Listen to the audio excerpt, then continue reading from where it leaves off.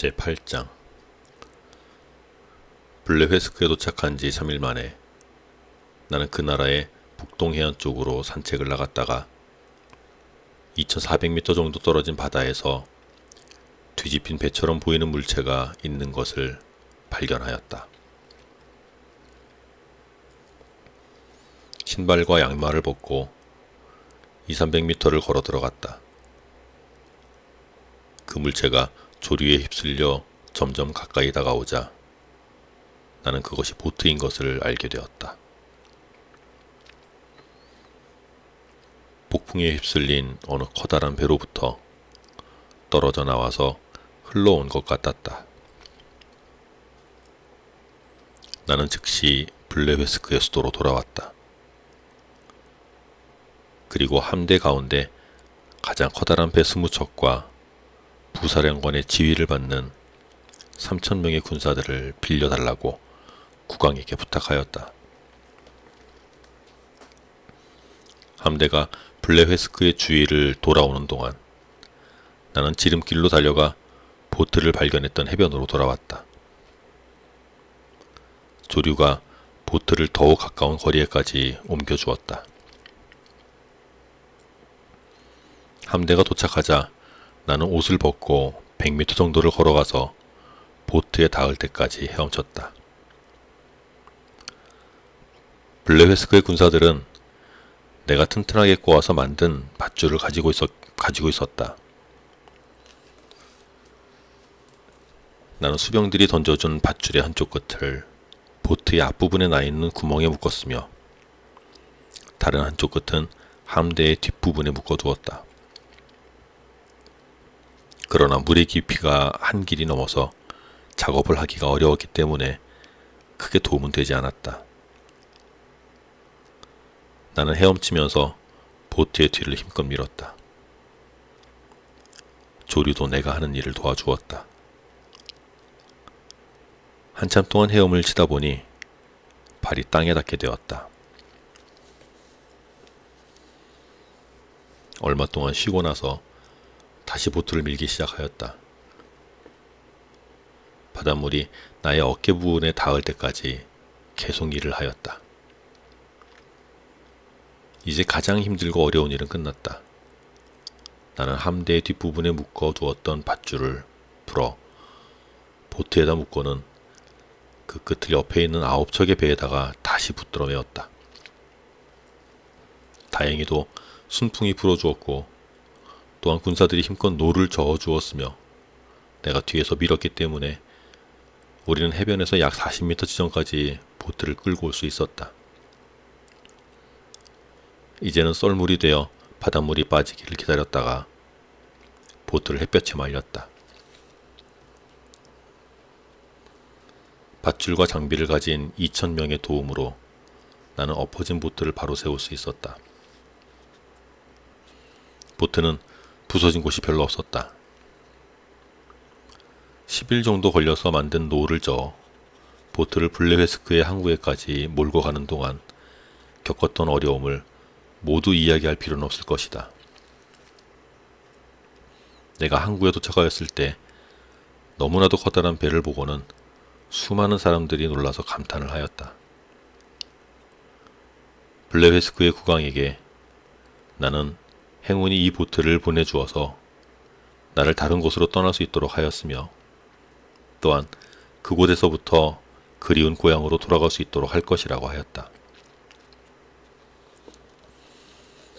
그리고 보트를 수리해서 떠날 수 있도록 물자를 지원해달라고 간청하였다.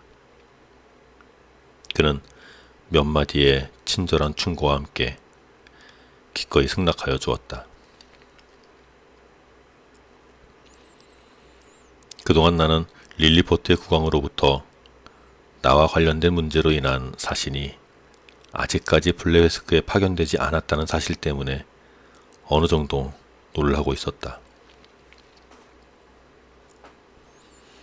그러나 나중에 알게 된 것으로는 릴리포트의 국왕은 내가 그 계획을 조금이라도 알고 있었을 것이라고 생각하지는 못하고 약속을 지키기 위해 허락에 따라 내가 블레회스크를 방문하였다고 믿고 있었다. 블레웨스크를 방문하겠다는 나의 약속과 여기에 대한 국왕의 허락은 릴리포트에서 이미 잘 알려진 것이었다. 그리고 방문을 마친 다음 얼마 뒤에 릴리포트로 돌아올 것이라고 믿고 있었던 것이다. 그러나 내가 오랫동안 돌아오지 않자 결국 국왕은 근심을 하게 되었으며 재무 대신 플리넵을 포함한 여러 신하들과 의논한 끝에 나를 탄핵하는 문서를 사신에게 보내왔던 것이다. 릴리포트의 사신은 나의 눈을 멀게 하는 것으로 만족한 릴리포트 국왕의 위대한 관용에 대하여 이야기를 하였다. 내가 법의 제재를 피해 도망쳤으며 만일 내가 2시간 안으로 돌아오지 않는다면 나르다크라는 칭호를 박탈하고 반역자로 선포할 것이라는 지시사항을 알려주었다. 그리고 그 사신은 서로 간의 평화와 우애를 계속 유지하기 위해서는 블레웨스크의 국왕이 나의 손과 발을 묶어서 릴리포트로 호송하여 반역자로 벌을 받을 수 있도록 해야 될 것이라고 말했다. 사흘 동안 여러 대신들과 진지하게 의논을 한 블레웨스크의 국왕은 정중한 사과문으로 구성된 답장을 보냈다. 거기에는 나를 묶는 것은 도저히 불가능한 일이라는 것을 이해하기 바란다고 쓰여져 있었다. 그리고 비록 내가 블레웨스크의 함대를 빼앗아갔지만 서로 간의 평화를 주선하는 등의 여러 가지 좋은 일도 하였다는 것도 이야기를 하였다.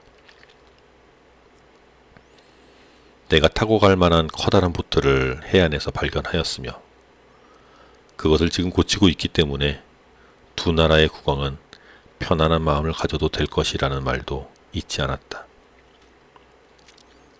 2주일이 지나면 두 나라의 국왕은 계속 먹이면서 살릴 수도 없고 그렇다고 어떻게 하지도 못하는 사람으로부터 자유롭게 될 것이라는 내용도 기록하였다.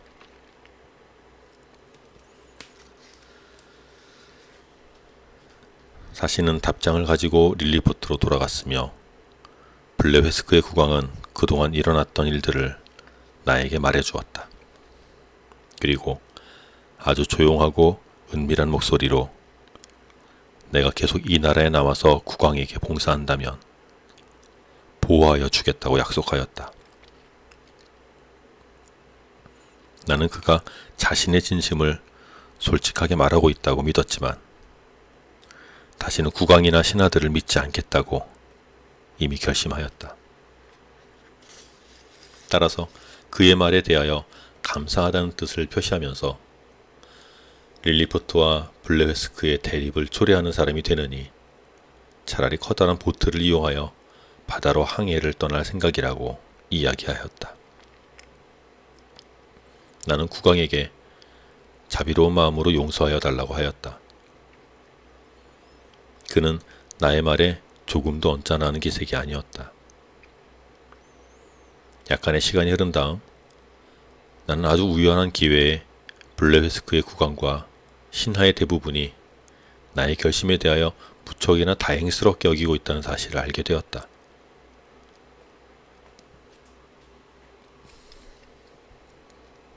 위에서 말한 여러 가지의 사건들이 예정보다도 조금 빠르게 나의 출발을 서두르게 만들었다. 내가 떠나기를 바라는 블레웨스크의 사람들이 배를 수리하는 일을 도와주었다. 2개 돛을 달기 위하여 500명의 사람들이 동원되었다. 그들은 매우 튼튼한 13장의 천을 붙여서 돛을 만들었다.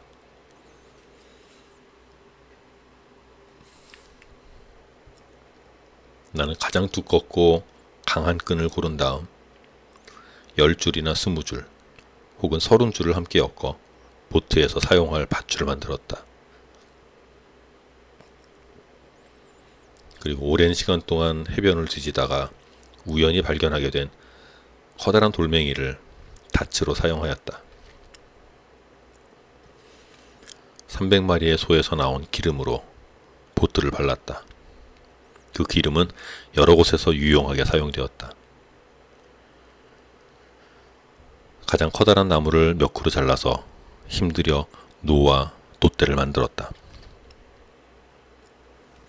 나무를 자르거나 끌고 오는 것과 같은 힘든 일은 내가 하였으며 그것을 매끄럽게 다듬는 일은 블레회스크의 배 만드는 사람들이 많이 도와주었다.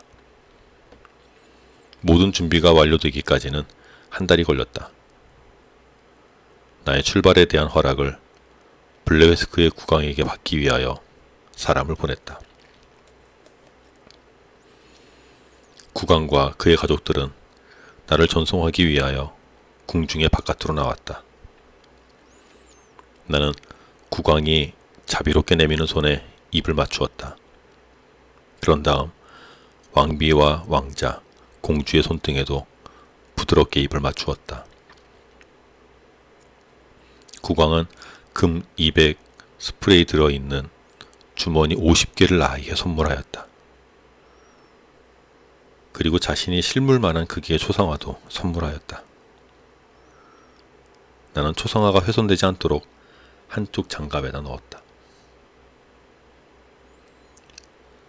출항을 하기 위해서는 무척 많은 의식을 거쳐야 하였다. 여기에 대한 것을 자세하게 이야기해서 독자들을 괴롭게 만들고 싶지는 않다.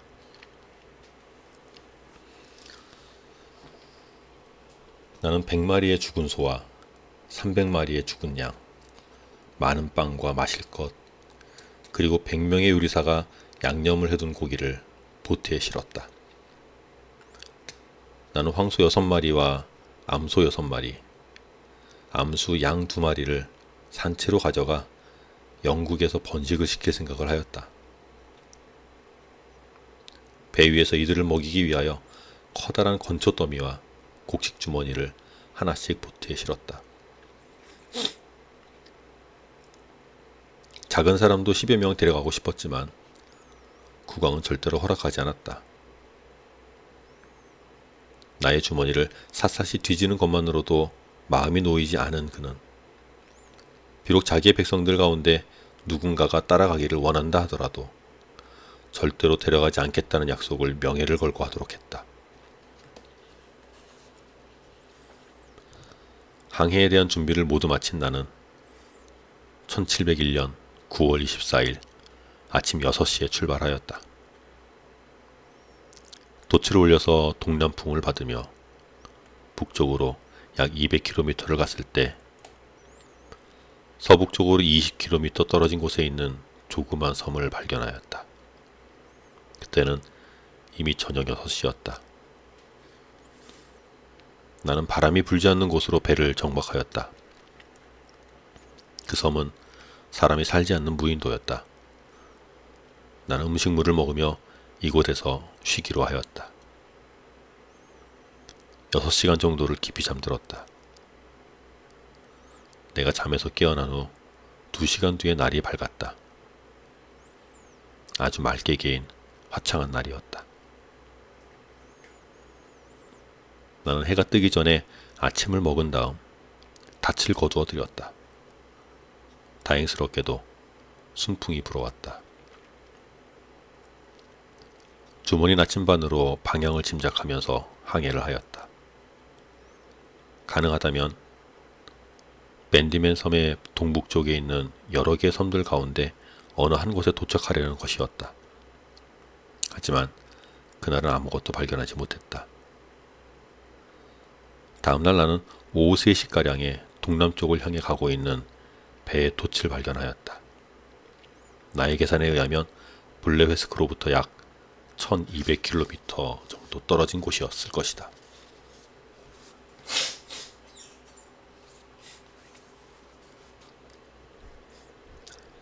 그 당시 나는 동쪽을 향하여 가고 있었다. 커다란 소리로 불렀으나 아무런 대답이 없었다. 그러나 바람이 약해졌기 때문에 나는 그 배 가까이 접근할 수 있었다. 나는 돛을 높이 올렸다. 30분 후에 그 배에서 나를 알아보고 깃발을 흔들면서 대포를 쏘았다. 사랑하는 조국과 가족들을 다시 만날 수 있다는 전혀 기대하지도 않았던 희망이 이루어지려는 순간이었다. 이 순간 내가 느꼈던 기쁨을 표현한다는 것은 그렇게 쉬운 일이 아니다. 나를 발견한 배는 돛을 낮추어 주었다. 9월 26일 저녁 5시와 6시 사이에 나는 그 배로 가까이 다가갈 수 있었다. 더구나 영국의 국기가 휘날리고 있는 것을 보자 더욱 가슴이 뛰었다. 나는 소와 양을 주머니에 넣은 다음 그 밖의 음식물들을 들고서 배에 올랐다. 그 배는 북해와 남해를 통해 일본으로 항해하는 영국의 상선이었다.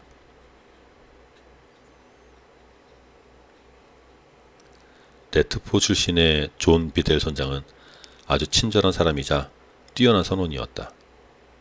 우리는 남이 30도 지점에 있었다. 배에는 대략 300여 명 사람이 타고 있었다. 여기서 나는 옛 친구인 피터 윌리엄즈를 만났는데 그는 선장에게 내가 좋은 사람이라고 말해주었다.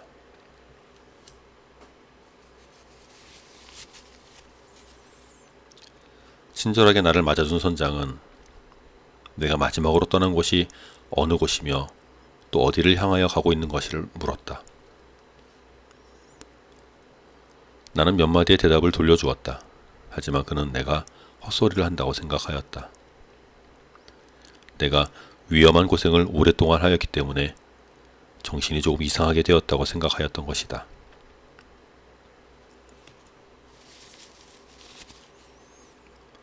나는 주머니에서 조그맣고 귀여운 까만 소와 양들을 꺼냈다. 매우 놀란 선장은 나의 말이 사실이라는 것을 믿어주었다. 블레웨스크 국왕의 초상화와 함께 그가 선물하였던 금화도 보여주었다. 나는 선장에게 금 200 스플럭이 들어있는 주머니 2개를 선물하고 영국에 도착하면 새끼를 뺀 암소와 양을 각각 한 마리씩 선물하겠다고 약속하였다.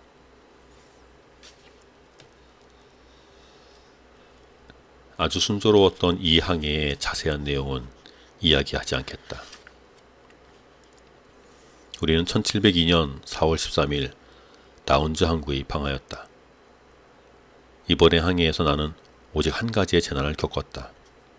그것은 배에 있는 쥐들이 양 한 마리를 끌고 간 일이다. 고기를 말끔하게 발라먹은 그 양의 뼈는 쥐구멍에서 발견되었다. 나머지 가축들은 무사히 해변에 내려놓을 수 있었다. 나는 그리니치의 풀밭에서 짐승들에게 풀을 먹였다. 그들이 영국의 풀을 먹지 못하면 어쩌나 하고 걱정을 하였지만 그곳의 풀은 아주 부드러웠기 때문에 별다른 걱정을 하지 않아도 되었다. 하지만 항해를 하는 동안에 선장이 여러 채소들 중에서 가장 좋은 것을 가루로 만들어 물에 섞어 먹이는 것을 허락하지 않았다면 그처럼 오랜 항해를 하는 동안 이들을 살릴 수는 없었을 것이다. 영국에 머물렀던 짧은 기간 동안 나는 가축을 귀족이나 그 밖에 여러 사람들에게 보여줌으로써 상당한 이익을 얻을 수 있었다. 나는 두 번째 여행을 떠나기 전에 이들 600파운드를 받고 모두 팔아버렸다. 내가 마지막 여행에서 돌아온 다음 이 짐승들이 아주 많이 번식해 있는 것을 발견하였다. 특히 양은 더욱 많았다. 이들의 털은 매우 부드럽기 때문에 보직공업의 발전에 많은 도움이 될 것이다. 나는 2달 정도를 가족과 함께 지냈다. 왜냐하면 다른 나라를 여행하고 싶은 욕망이 나를 영국에 오랫동안 머무르지 못하게 하였던 것이다. 아내에게 1500파운드를 주어서 레드리프에 있는 좋은 집으로 이사를 하도록 하였다. 나머지의 재산들 중에서 일부는 돈으로, 일부는 상품으로 바꾸어 많은 수입을 얻을 생각으로 여행을 떠났다. 큰 삼촌이었던 존이 죽으면서 1년에 약 30파운드가량의 수입을 올릴 수 있는 토지를 나에게 유산으로 물려주었다. 그리고 나는 페터라인에 있는 블랙불 농장을 대여받고 있었다. 이곳에서도 역시 한 해에 30파운드의 수입을 올릴 수 있었다. 그렇기 때문에 내가 없더라도 가족들이 가난하게 지낼 만한 위험은 없었다.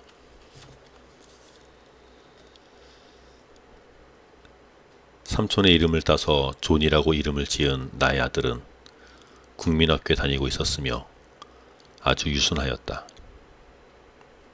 나의 딸이었던 베티는 그 당시에 바느질을 배우고 있었다. 나는 눈물을 흘리면서 아내와 아들, 딸과 이별을 하였다. 리버풀 출신의 존 니콜라스 선장이 지휘하는 수라트를 향하는 300톤짜리 상선 어드벤처호에 올랐다. 이 여행에 대한 이야기는 나의 기행 제2부에서 시작할 것이다.